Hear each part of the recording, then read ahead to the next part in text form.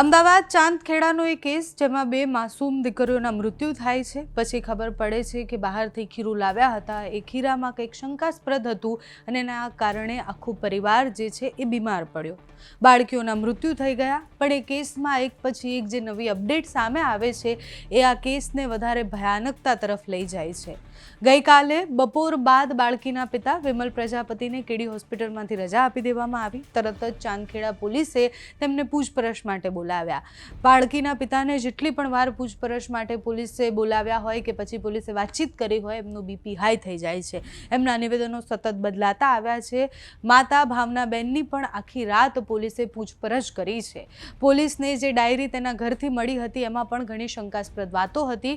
પૂછપરછ બાદ હવે પોલીસ શું કહે છે એ પણ જોવાનું છે, કારણ કે બ્લડ રિપોર્ટમાં આવી ગયું છે કે એમાં ઝેરી તત્વો હતા, એ જમવામાં ઝેરી તત્વો હતા, જેના કારણે બાળકીઓ સાથે આ બધું થયું, સાથે જ માતા પિતા પણ બીમાર થયા। શરૂઆતમાં પરિવાર દ્વારા ઢોસાના ખીરાને જવાબદાર ગણવામાં આવતા હતા, પણ ખીરામાંથી ઢોસા ખાધા પછી 3 મહિનાની બાળકી અને 4 વર્ષની બાળકીનું મૃત્યુ થાય, માતા પિતા પણ આટલા ગંભીર રીતના બીમાર થાય, એના ઉપર પોલીસને શંકા હતી। પોલીસે બ્લડ ટેસ્ટથી લઈને FSLના રિપોર્ટને બધું જ કરાવ્યું। એના પછી માતાની ડાયરી ઘરમાંથી મળી, જેમાં લખેલું હતું કે પુત્રની પ્રાપ્તિ થશે તો એ શિવ મંદિરમાં જઈને જે માનતા માનેલી છે એ પૂર્ણ કરશે।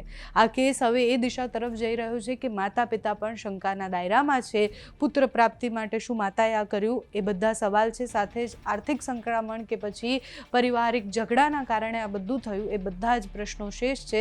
પોલીસ અત્યારે ઊંડાણપૂર્વક તપાસ કરી રહી છે। ગઈકાલે આખી રાત માતાની તપાસ કરવામાં આવી છે। એમના પિતાને પણ જ્યારે હોસ્પિટલમાંથી ખસેડવામાં આવ્યા ત્યારે એમની તપાસ થઈ છે। આગળ શું આવે છે એ જોવાનું રહ્યું। FSLના રિપોર્ટની રાહ જોવાઈ રહી છે અને પછી સ્પષ્ટ થશે કે એ નિર્દોષ નાની બાળકીઓના મૃત્યુ પાછળનું કારણ શું છે। જેટલી પણ અપડેટ આવતી રહેશે તમારા સુધી પહોંચાડતા રહીશું। ગઈકાલે પોલીસને જે ડાયરી મળી એમાંથી શું મળ્યું તે સાંભળો। ઘરે તપાસ કરતા ત્યાંથી એક ડાયરી મળી આવેલ છે, જેમાં તેણે પુત્ર પ્રાપ્તિ માટેની જે પોતાની ઈચ્છાઓ છે એ લખેલી છે। એક પુત્રી તેને પોતાને ઓલરેડી હતી, મિષ્ટી, અને બીજી દીકરીનો બી જન્મ થયો છે, એ પહેલાંની ડાયરી છે।